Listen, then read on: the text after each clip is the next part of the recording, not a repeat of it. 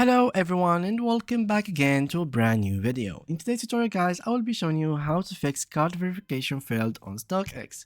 As you will be seeing here, there was an article 8 years ago, well not an article, it is a Reddit post in 8 years ago within the Stockx platform, and it talks about that. And not only this, 4 years ago here, 4 years ago answer, and here 1 month ago. So this is an issue that has been a lot in this platform, and let's see exactly what this happens. So any reason why my card isn't being verified, all of the information are correct, and has anyone else had this issue?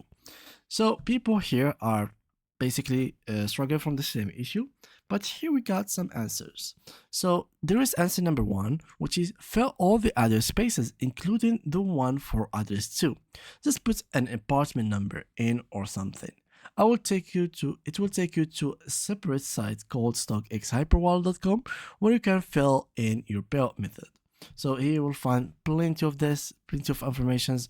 So you need to check them out. Also here you will find that the mod himself, the mod of the actual Reddit, has published that he wouldn't help with that. There is a live chat in the bottom right corner of the page, like help.stockx.com or email support.stockx.com, where you can literally contact them. As you can see here, you can literally just type in whatever question you have, whatever issue you have here, and basically they will reach out to you.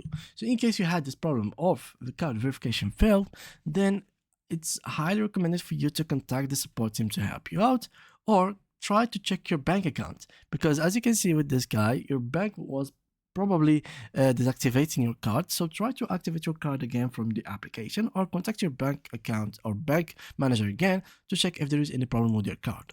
And yeah, that was it for today's video. Thank you for watching, and see you guys in the next upcoming video.